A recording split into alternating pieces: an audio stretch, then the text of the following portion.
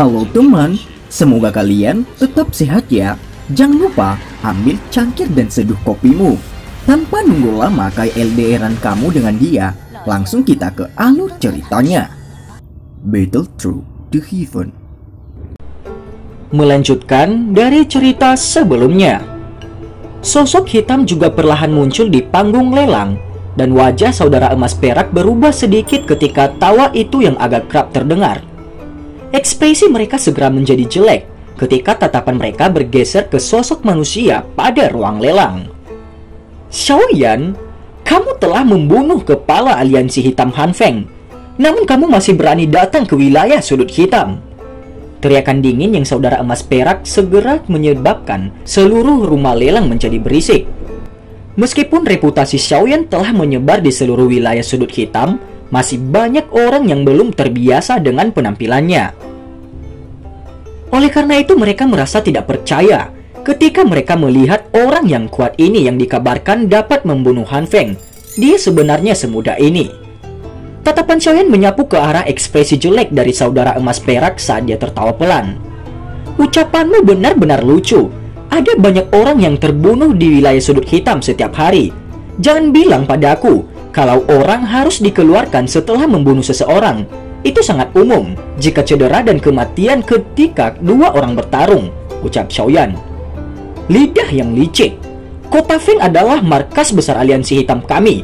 Meskipun Han Feng sudah terbunuh, kami anggota aliansi hitam memiliki hak untuk mengambilnya kembali. Namun melihat niat kamu sekarang, kamu sebenarnya berpikir untuk menduduki kota ini untuk diri kamu sendiri. Apakah kamu tidak meremehkan kita semua? Saudara emas perak saling memandang sebelum mereka berbicara dengan cara yang gelap dan seram. Han Feng sudah meninggal, dan aliansi sudah dibubarkan. Pemenang menjadi raja, sementara yang kalah menjadi bandit. Menjadi pemenang aku berhak mengambil semua yang ada di kota ini. Jika kamu berdua tidak puas, kamu bisa datang dan mengambilnya dariku sekarang. Xiaoyan mengangkat matanya. Keributan tiba-tiba muncul di seluruh tempat setelah kata-kata yang agak liar dan arogan dari Xiaoyan ini terdengar. Wajah saudara emas perak juga berubah menjadi hijau setelah diprovokasi Xiaoyan ini. Sesaat kemudian suara yang agak tajam terdengar di tanah lelang. Seorang bocah yang tidak tahu luasnya langit dan bumi. Apakah kamu benar-benar berpikir kamu dapat mendominasi wilayah sudut hitam dengan mengalahkan Han Feng? Saat itu jika Suqian tidak melindungimu, aku akan membunuhmu. Percakapan pribadi di dalam aula lelang segera berkurang ketika semua orang melihat saudara emas perak menjadi sangat marah. Tidaklah sulit untuk membiarkan kamu berdua mengikuti jejak Han Feng jika kamu berdua berpisah. Xiaoyan sedikit berbicara, meskipun dua orang tua ini bisa bersaing dengan Dozong yang kuat. Jika mereka bergandengan tangan, mereka hanya memiliki kekuatan seseorang di puncak kelas Do Huang jika mereka terpisah. Bukan tidak mungkin bagi Xiaoyan untuk membunuh seseorang di puncak kelas Do Huang mengingat kekuatannya saat ini. Sungguh kata-kata yang naif. Saudara emas perak hanya mengejek kata-kata Xiaoyan ini. Mereka dengan dingin tertawa. Tidak ada keadilan di wilayah sudut hitam. Hanya perbedaan antara kemenangan dan kekalahan yang ada. Kami selalu bergandengan tangan selama bertahun-tahun, terlepas dari apakah pihak lain kuat atau lemah. Hah? Terpisah? Itu adalah sesuatu yang hanya dilakukan oleh seorang idiot. Namun karena kamu bocah kecil telah menyebutkan ini hari ini, kami akan membantu membalas dendam untuk Han Feng hari ini. Kalau tidak, dia mungkin tidak bisa beristirahat dengan tenang di sana. Dua aura kuat melonjak eksplosif dari saudara emas perak setelah suara mereka terdengar. Setelah itu aura mereka bergabung dan menutupi seluruh tanah lelang. Baiklah, saudara emas perak, bunuh bocah kecil ini. Kami kemudian akan bergandengan tangan untuk benar-benar menyelesaikan seluruh gerbang Xiao. Kota Feng tidak bisa mendarat di tangan orang-orang ini. Orang-orang di belakang saudara emas perak yang dulunya anggota aliansi hitam mulai segera berseru dengan wajah gembira ketika mereka melihat tindakan ini. Wajah kebanyakan orang di dalam aula lelang menjadi memerah karena ditekan oleh aura kuat dari saudara emas perak. Hanya sejumlah kecil ahli yang bisa duduk tanpa terpengaruh tanpa ada perubahan dalam ekspresi mereka di tengah aura menekan ini. Mata Xiaoyan dengan tenang menyaksikan saudara emas perak yang telah melepaskan aura kuat.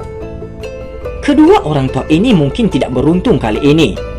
Para pemimpin Sekte Langit Gelap, Gerbang Luosha, dan geng singa liar yang duduk di sudut ruang lelang menyaksikan saudara emas perak. Mereka saling bertukar pandang sebelum melepaskan tawa dingin. Orang lain mungkin tidak menyadari, tetapi mereka jelas tahu bahwa ada elit Douzong sejati dalam kota Feng ini. Selain itu, elit Douzong jelas memiliki segala macam koneksi dengan Xiaoyan. Orang-orang ini akan menderita jika mereka ingin menggunakan jumlah mereka yang besar untuk berperilaku mengerikan di tempat ini. Xiaoyan merasakan aura yang semakin kuat di dalam aula lelang. Sesaat kemudian, dia perlahan-lahan mengulurkan tangannya di depan tatapan yang tak terhitung jumlahnya. 10 jarinya berpotongan satu sama lain saat suaranya yang samar terdengar di seluruh aula. Hari ini adalah hari ketika gerbang Xiaoku mengadakan lelang. Siapapun yang berperilaku dengan kejam di tempat ini akan dipandang sebagai musuh. Tidak berbeda bagi kamu berdua orang tua, ucap Xiaoyan.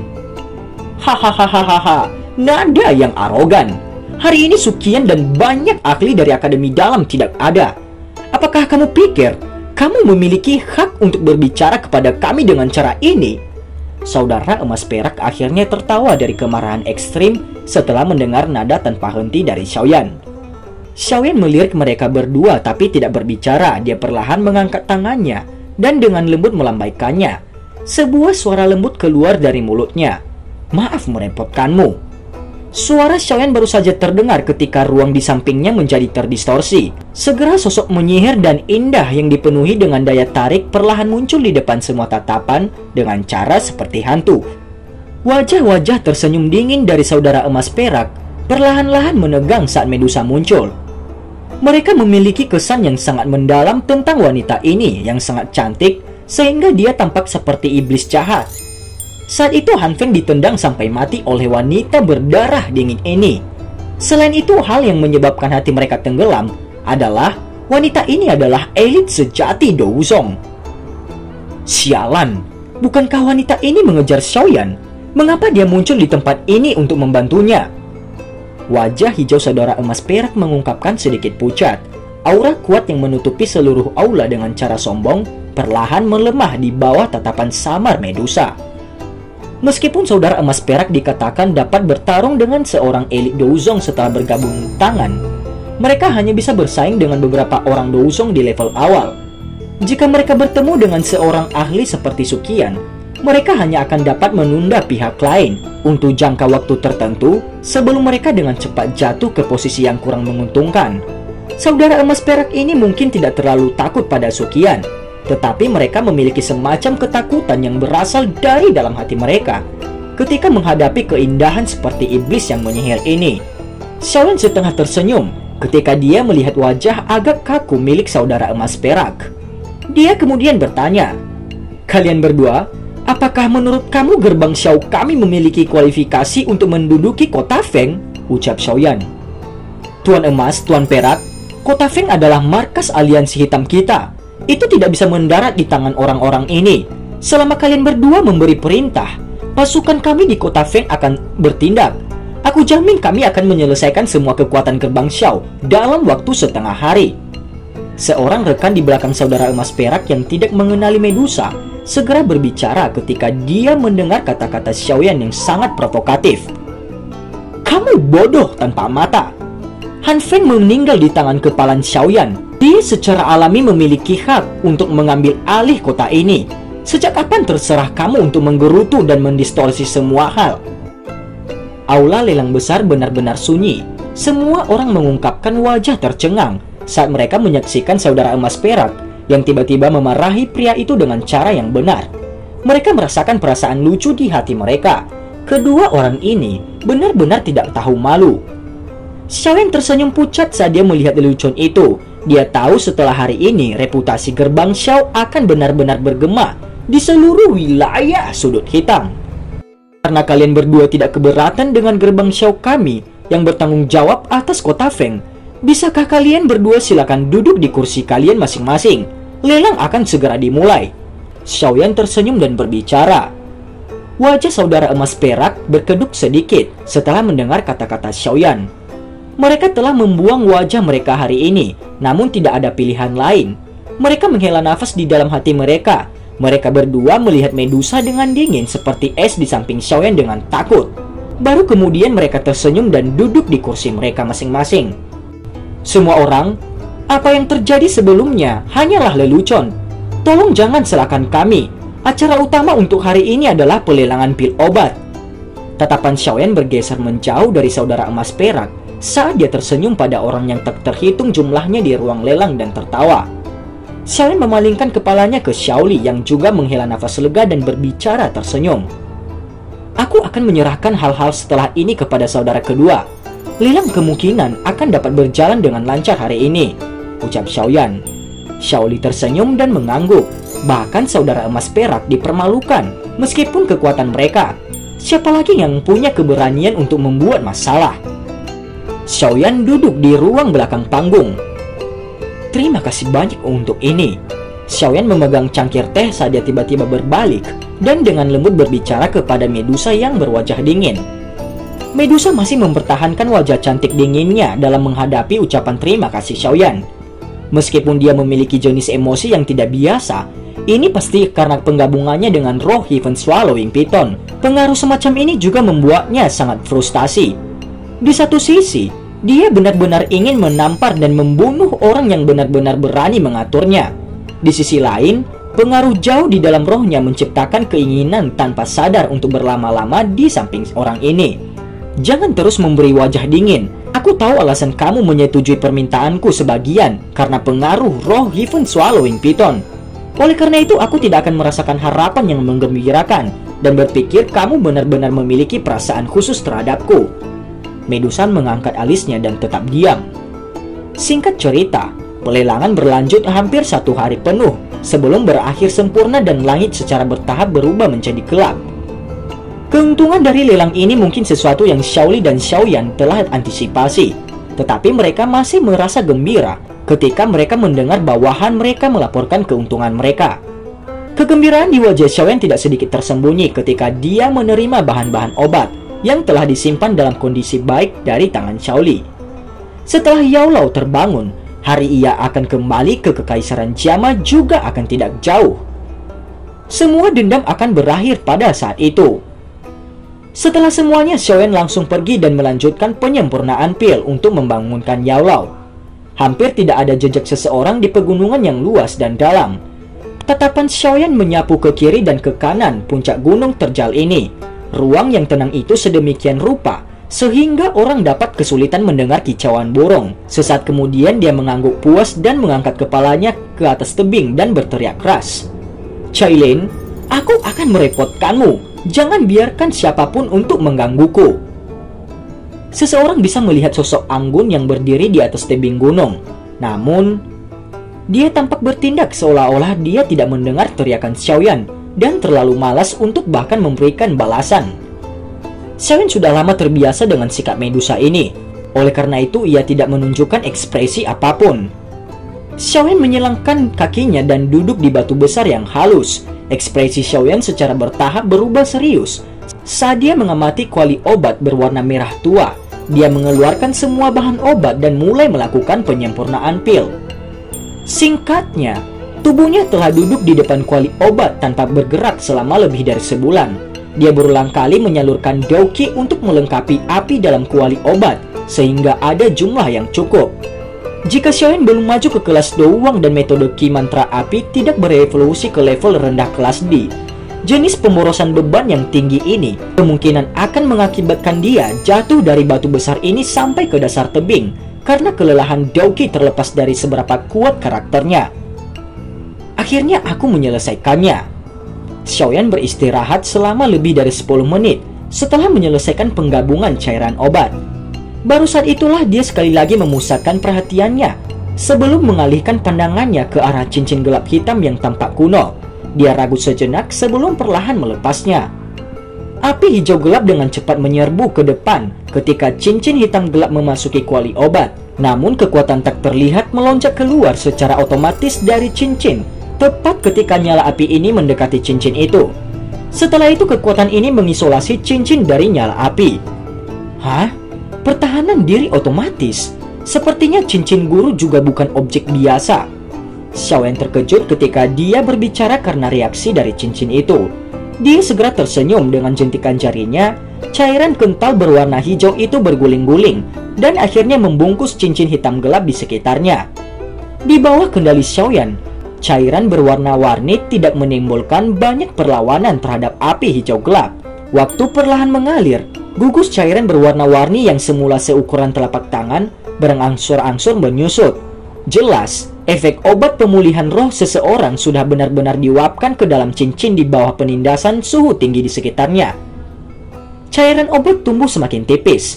Di bawah tatapan gembira Xiaoyan, lapisan cahaya samar yang mewakili kehidupan secara bertahap melonjak ke permukaan cincin hitam gelapnya. Guru, kamu telah tidur selama 2 tahun. Saatnya bangun. Membangunkan roh tidur Yaolao adalah tugas yang sangat merepotkan dan lamban. Oleh karena itu, Xiaoyan tidak perlu cemas atau gelisah karena cincin itu masih tidak bereaksi setelah sebulan berlalu. Medusa duduk bersila di atas batu di puncak gunung. Mata panjangnya yang tertutup rapat perlahan dibuka saat dia melirik dengan acuh tak acuh terhadap Xiaoyan. Bibirnya yang halus dan merah bergerak sedikit saat tawa dingin terdengar dengan lembut. Sudah 2 bulan, kamu harus mencapai batasmu. Jika kamu terus berjuang, kemungkinan orang lain akan datang dan menemukanmu. Meskipun Xiaoyan agak jauh, tawa dingin Medusa masih dengan jelas ditransmisikan ke telinga seorang pria muda berwajah agak pucat di bawah. Xiaoyan juga perlahan membuka matanya ketika dia mendengar suara mengambang di sisi telinganya. Daoki dalam tubuhnya melonjak karena ia sekali lagi bergerak seuntai api hijau gelap dan menembak keluar dari jarinya. Api akhirnya dituangkan ke dalam kuali obat. Hanya setelah melakukan semua ini, dia mengangkat kepalanya dan mengajukan pertanyaan dengan senyum ke arah puncak gunung. "Mengapa? Apakah kamu mengkhawatirkanku?" ucap Xiaoyan. "Aku khawatir aku tidak akan bisa mendapatkan pil pemulihan jiwa jika kamu mati." Sudut bibir Medusa meringkuk saat dia berbicara dengan dingin. "Hahaha, kamu dapat yakin aku masih memegang kata-kataku. Pil obatmu juga pasti akan mencapai tanganmu." Xiaoyan tidak terus memecah perhatiannya setelah berbicara. Dia terus menempatkan semua perhatiannya ke dalam kuali obat di depannya. Medusa merajut alisnya saat dia melihat Xiaoyan memfokuskan perhatiannya untuk mengendalikan api sekali lagi. Dia segera bergumam pelan pada dirinya sendiri. "Apa hubungannya denganku jika dia meninggal? Aku benar-benar mengucapkan kata-kata semacam itu kepadanya." Medusa menggeleng dan bingung. Ini benar-benar tidak sesuai dengan karakternya. Meskipun dia mengatakan ini dengan mulutnya, tatapannya kadang-kadang melirik ke bawah. Sikapnya muncul seolah-olah dia benar-benar khawatir Xiaoyan akan jatuh duluan di tebing karena kelelahan. Lalu, Medusa sekali lagi merajut alisnya ketika dia melihat tubuh Xiaoyan sedikit bergoyang. Orang ini benar-benar nekat. Meskipun dia diam-diam memarahi hatinya, sebuah energi 7 warna samar mulai berangsur-angsur melonjak ke permukaan tubuhnya. Kembali ke Xiaoyan. Xiaoyan mengatupkan giginya saat dia dengan paksa menahan gelombang kelelahan dan perasaan pusing yang ditularkan dari kepalanya. Dia memiliki firasat waktu untuk membangkitkan kembali Yaolao tidak jauh. Daoki yang tersisa di dalam tubuhnya semakin lambat saat dia berulang kali memaksanya. Selain itu, pikiran Xiaoyan juga sepenuhnya digantikan oleh kelelahan dan pusing. Pandangannya menahan jejak keburaman saat sudut tubuhnya berayun secara bertahap menjadi lebih besar. "Mencari kematianmu sendiri." Medusa menggertakkan gigi peraknya dan dengan lembut marah ketika dia melihat Xiaoyan yang bergoyang, yang mungkin jatuh ke tebing kapan saja. Penglihatan Xiaoyan menjadi semakin buram. Dia jelas mengerti dalam hatinya dia telah mencapai batasnya, namun menyerah pada saat seperti itu. Xiaoyan menggigit lidahnya. Penglihatannya akhirnya berubah kabur. Kepalanya condong ke depan dan akhirnya dia tidak bisa mempertahankan stabilitas tubuhnya. Akhirnya dia jatuh duluan menuju tepi tebing yang tertutup awan dan kabut. Sialan, Medusa tidak bisa menahan diri untuk mengutuk ketika dia melihat Xiaoyan akhirnya jatuh duluan dari tebing. Tubuhnya yang cantik bergerak maju dan hendak bertindak untuk menyelamatkannya. Namun, tubuhnya baru saja bangun ketika wajahnya menjadi mudah berubah. "Mengapa aku harus menyelamatkannya? Orang seperti ini layak mati." Mata Medusa menatap tajam pada Xiaoyan yang telah jatuh ke dalam awan berlama-lama. Sesaat kemudian dia akhirnya mengatupkan gigi peraknya dengan tiba-tiba. Tubuhnya bergetar dan dia berubah menjadi cahaya mengalir 7 warna yang bergegas menuruni puncak gunung dengan cara seperti kilat. Dia muncul di atas Xiaoyan dalam beberapa kilatan. Perasaan pertama yang Medusa miliki terhadap Xiaoyan adalah dia ingin membunuh orang yang menjijikan ini di tempat. Namun, jauh di dalam rohnya, ada hal lain yang berulang kali menolak perasaan seperti ini. Selain itu, bahkan dia diam-diam mendesaknya untuk mengulurkan tangan dan menyelamatkan Xiaoyan. Perjuangan berlanjut sesaat dan cahaya di dalam mata si Medusa kembali stabil. Dia mengatupkan giginya dan berkata, "Bajingan, anggap dirimu beruntung. Aku pribadi akan mengambil hidupmu 1 tahun kemudian." Medusa mengulurkan lengan panjangnya saat suaranya terdengar. Lengan lembutnya dengan kuat meraih jubah Xiaoyan, namun ekspresinya tiba-tiba berubah ketika dia akan membawanya kembali ke tebing. Dia segera melemparkan telapak tangannya ke ruang di belakangnya tanpa ragu-ragu. Boom! "Kamu siapa? Tunjukkan dirimu!" Kaki Medusa menekan udara kosong. Baru kemudian dia melepas kekuatannya. Teriakannya baru saja terdengar ketika kekuatan hisap yang aneh tiba-tiba muncul. Xiaoyan yang tidak sadarkan diri segera meninggalkan tangan Medusa. Akhirnya dia diterima oleh sosok manusia ilusi dengan cara seperti kilat. "Ratu Medusa, kamu perlu bertanya apakah aku yang lama ini setuju sebelum kamu dapat mengambil kehidupan muridku." Seruan lama itu seperti guntur menggelegar di langit. Kekuatan spiritual yang kuat menyebabkan bahkan seorang ahli seperti Medusa mengubah ekspresinya. Seorang tokoh manusia tua tergantung di langit. Wajah yang dikenal itu memberi sedikit nostalgia. Itu secara mengejutkan adalah Yao Lao yang telah tertidur di dalam cincin selama 2 tahun. "Itu kamu!" Medusa terkejut ketika tatapannya menyapu wajah Yao Lao. Dia segera menekan alisnya dan bertanya dengan heran. Yao Lao tertawa. "Sungguh tidak terduga kamu berhasil menelan Heaven Swallowing Python dan bergabung dengan rohnya. Kemajuanmu sangat cepat. Dari kelihatannya, aku sudah tertidur selama beberapa saat kan?" Yao Lao melirik Medusa yang tergantung di langit tanpa bergantung pada kekuatan eksternal saat dia tertawa samar. "Kamu juga tidak buruk. Kekuatanmu telah benar-benar melonjak sedemikian rupa setelah tidur selama 2 tahun. Medusa dengan dingin tertawa menjawab kata-kata Yao Lao. "Mengapa kamu masih berada di samping Xiaoyan sekarang setelah kamu bergabung dengan roh Heaven Swallowing Python?" Sebuah kedipan melintas di mata Yao Lao yang menunduk. Dia sangat jelas dari permusuhan yang Medusa pegang terhadap Xiaoyan. Medusa juga memahami kata-kata Yao Lao. Dia adalah orang yang angkuh dan mungkin mendengarkan sedikit jika dia berbicara dengan baik kepadanya.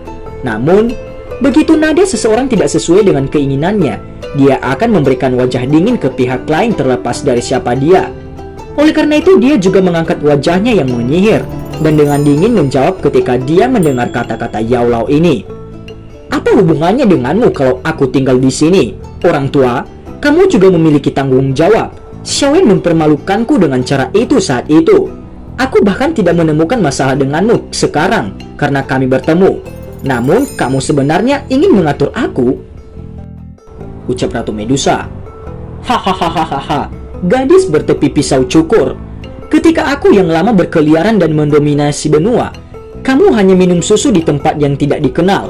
Yao Lao tertawa aneh, namun dingin di wajahnya perlahan berkurang. Namun aku yang lama tidak punya banyak waktu untuk berdebat denganmu sekarang. Kita bisa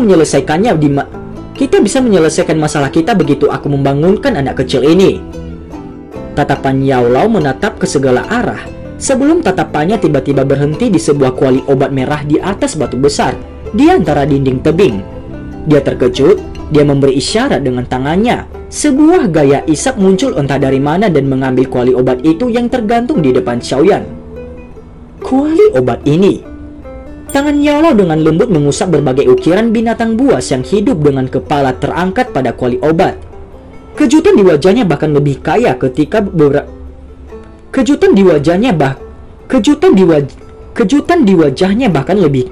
beberapa saat kemudian.